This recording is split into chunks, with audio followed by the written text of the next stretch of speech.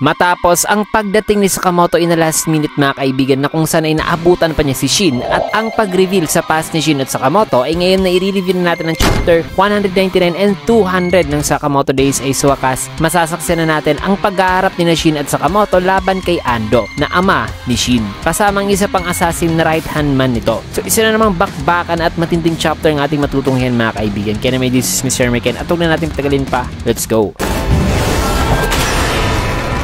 Nagsimula ang chapter dito kina Sakamoto at Shin na sabi ni Shin na isa siguro akong piano genius. Sabi naman ni Sakamoto na ako rin. Maya pa may napansin naman sila sa kanilang unahan mga kaibigan na naging gulat ni Shin na si Ando pala ito. Nasabing yo. Sagot naman ni Shin na itay. Sabi naman sa isipan ni Sakamoto na target ko rin si Ando. Nagsalita naman si Ando na sabing jeez, ano bang kailangan mo sa akin Shin? Sagot naman ni Shin na so ikaw talaga ang nasabi pa sa kanyang isipan na alam niya ang pangalan ko. Kaya sabi naman ni Ando na siguro ay kinamumuhian mo ako. Kasi sa parte ko ay kinamumuhian din kita. Ikaw ang rason sa kung bakit pinupuntiri ako ngayon ng JAA. Salamat sa'yo na nawala na sa akin ang lahat. Ikaw ang sagabal sa buhay ko. Mga salitang gumulat naman kay Shin. Tinignan naman siya rito ni Sakamoto kaya sagot naman ni Shin sa kanyang ama na seryoso ka ba? Sa tingin mo ba ay kaya mo akong ganituhin lang? Napasabi naman si Ando na ano? Kaya sabi pa ni Shin na sinusubukan mo na naman ngayong umalis ano? Alam ko na ang iniisip mo. Maya pa ay may pinindot naman si Ando na button dahilan na may nangyaring pagsabog sa isang parte ng barko. Agad namang naalarma ang lahat kaya sinabihan ni Ando si Sakamoto na sabing makinig ka JAA Hitman. May naitanim pa akong bomba dito sa barkong ito na may 10 beses para ang lakas sa pinasabog niya kanina. At kung mamamatay din daw siya ay sasabog daw talaga ang bombang yun at mamamatay ang nasa 7,000 taong pasahero mga kaibigan. Nadapan niya na according daw sa Article 23 ng JAA Regulations ay pinagbabawal daw talaga ang pagpatay sa mga bystanders. Kaya ay sa madaling salita ay hindi raw siya pwedeng patayin dito ni Sakamoto. Sabi naman sa isipan ni Shin na may bomba dito sa barko. Sagot naman ni Sakamoto na ginagamit mo ang mga bystanders bilang mga panangga. Isa ka talagang basura. Ngumiti naman si Ando na sabing isang hitman na nagle-lecture sa akin pagdating sa morals. Antindi mo naman. Tanong naman ni Sakamoto na so nasa na ba ang bomba? Tugon naman ni Ando na baliw. Sa tingin mo ba ibubunyag ko yan sa'yo? Di naman nagsalita si Shin na sabi pa ni Ando na once na makaalis na raw itong barko sa port at nasa international waters na raw sila, in about 30 minutes from now ay labas na raw sila sa jurisdiction ng JAA. Kaya talo na raw itong si Sakamoto simula pa nung pagsakay nito dito. Kaya na may mabilis nang sumugod si Sakamoto. Nagulat naman si Shin nang may napansin si Sakamoto na tinamaan siya rito ng isang atake. Nasabi naman ni Ando na natagalan ka. Agad namang tumayo si Sakamoto na sabing saan ba yun nanggaling? Na isang anchor pa raw ang ginamit na pang-atake. Maya pa ay lumabas na ang right hand man ni Ando mga kaibigan na pinaikot-ikot na ang anchor na sabing huwag mo yung sabihin Mr. Ando. Hindi ko kasi gustong sorbohin ang inyong family reunion na nagpipigil lang daw siya kanina. Naganda naman si Sakamoto mga kaibigan sabay umatake na itong lalaki na naiwasan naman ni Sakamoto na ngay bit-bit si Shin. Patuloy pa rin naman si Sakamoto sa pag-iwas na sabi pa nitong lalaki na di kayo makakatakas. May kita naman sila Sakamoto na patuloy na tumatakbo. Natanong pa ni Shin na ano nang gagawin mo? Sagot naman ni Sakamoto na kung papatayin ko si Ando, ang buong ship ay sasabog daw talaga. Kaya hahanapin daw muna niya ang bomba at i-disable ito. Tanong pa ni Sakamoto na di ba binasa mo ang isipan niya kanina? Kaya naalala ni Shin ang rason sa kung bakit tinanong ni Sakamoto si Ando kanina sa kung nasa ng bomba. Sabalit sabi lang ni Shin dito mga kaibigan na di niya raw binasa ang isipan ni Ando na nakalimutan daw niya. Sabi naman ni Sakamoto na sinungaling ka. Inuchi ay sabi naman ni Shin na pagkatapos namang ma-disable ang bomba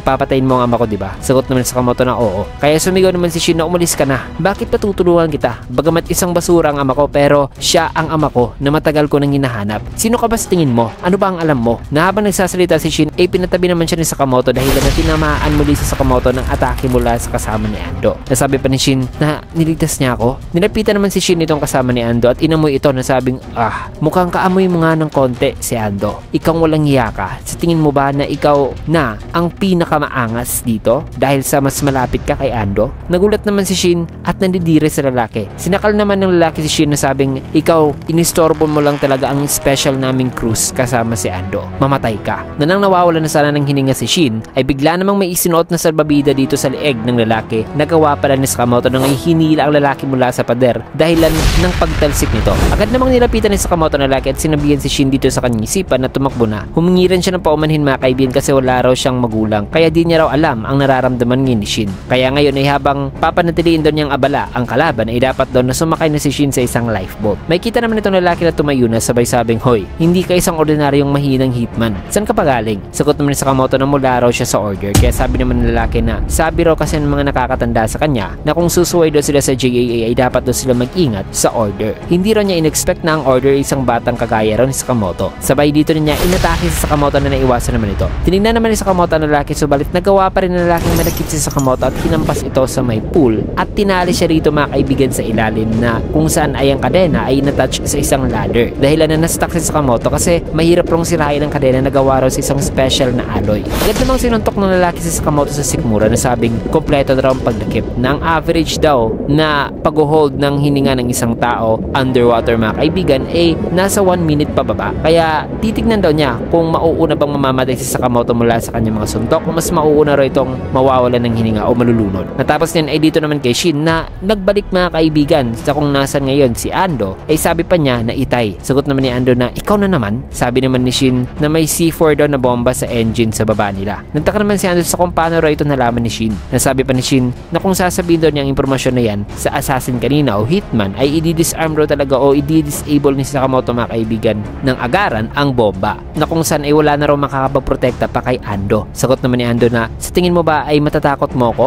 sa bagay na yan, bata? Inuchay sabi naman ni Shin na tumahimik ka, ang buhay mo ay nasa kamay ko na. Nandito ako para magdesisyon kung karapat-dapat ka bang buhayin o hindi. Tinignan lang naman siya ni Ando, kaya tinanong ni Shin si Ando sa kung bakit daw siya iniwan ito noon. Nasagot naman ni Ando na hindi kita iniwan gonggong, hinayaan lang kitang makatakas, bagay na gumulat kay Shin. Kaya dito nang paliwanag si Ando na noon daw kasi sa panahong yon ay may pinatakbo raw siyang orphanage ng JAA. Kaya ay wala raw siyang time na palakihin ang kanyang sariling anak, kaya nilagay niya raw si Shin sa lab o iniwan niya mga kaibigan. Tanong pa ni Shin na JAA orphanage. Sagot naman ni Ando na ang orphanage daw na yun ay front lang kasi in reality ay isang napaka-brutal daw yun na lugar na kung saan ay gumagawa sila ng mga assassin na ang goal ay ang magpalaki ng isang top-notch daw talaga na mamamatay tao. Na ang pag-iensayo nga raw sa mga taong yun ay nagpuproduce ng napakaraming mga bangkay dahil sa tindi ng training. Pangiting sabi pa ni Ando na dapat nga ay magpasalamat ka kasi kung nanatili ka sa orphanage na yun ay siguradong patay ka talaga. And it seems na ang orphanage na yun mga kaibigan ay walang iba kundi ang Alcamar kung saan lumaki si Uzuki. At in some time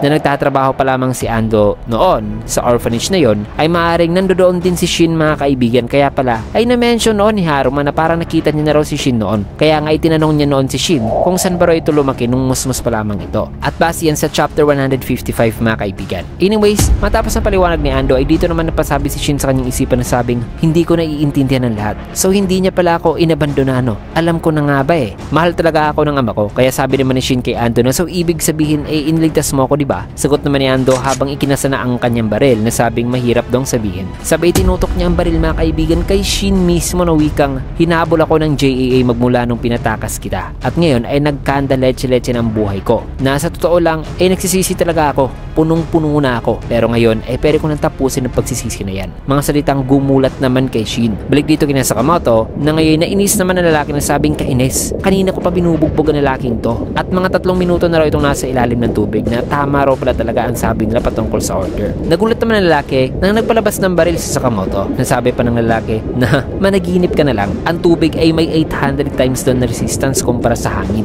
Kaya ang pwersa daw ng bala ng baril ay mapapabagal daw talaga dahil sa tubig na hindi raw talaga siya matatamaan nito sa ganitong distance. Subalit pumikit lang si Sakamoto at nag-exhale dahil lang na nakabuo nakapag-produce si Sakamoto ng mga bubbles mga kaibigan. Kaya naalarma naman ng lalaki na sabing walang hiya, walang water resistance kung ipapadaan niya ang bala sa mga bubble. Na siyang ginawa naman ni Sakamoto mga kaibigan, kaya ay nagawa nitong matamaan na lalaki sa balikat nito sapagkat dumaan ang bala mga kaibigan sa bubbles. Napitawan naman ng lalaki ang kadena at lumabas na sa pool na umuubo sabay sabing minaliit ko siya. Sino bang magkakakala na isasakripisyo niya ang kanyang huling hilinga doon? May kita naman si Sakamoto na umahon na sa paglingon ng lalaki ay nasa likod na pala si Sakamoto na napakawala ng isang suntok na nagpatalsik sa lalaki sa mga slides. Na habang nasa loob siya ay sinalubong naman siya ni Sakamoto ng isang sipa na nagpa-slide din mga kaibigan. At dito niya binugbog ang lalaki habang nasa loob sila hanggang sa nabali ang slide na kung saan ay nasa labas na sila ngayon na habang nasa ere ay umikot si Sakamoto at sinipa ang lalaki ng napakalakas na sa sobrang lakas ay tumagos ito sa baba na kung saan ay naglaan pa ang lalaki dito mismo kay Ando. Humingi naman ng pauman ni lalaki na sabi naman ni Ando na umalis ka sa likod ko. Kaya sabi ng lalaki na magbabayad daw talaga si Sakamoto na papatay niya raw talaga ito. Tumawa naman si Shin na may magkahalong emosyon at tinanong si Sakamoto kung ano raw ang nangyari dito. Sagot naman Sakamoto na wala. Binasa niya lang daw ang kanyang sarili ng konti. So grabe ang revelasyon mga kaibigan at laban na nangyari. At ngayon ay nakabalik sila rito sa pwesto na kung saan sila unang nagkaharap kanina, in which ay dito na magsisimula ang isang nakakabiglang pangyayari at ang isang matindi at emosyonal na eksena na ang lahat ng yan ay matutunghayan lang natin sa susunod na chapter kasi dito natin tatapusin ng video sa last panel na ito. Kaya may kung gusto nyo yung video, kita like, comment, follow, subscribe na rin for more videos like this. Maraming salamat and see you guys again on my next video.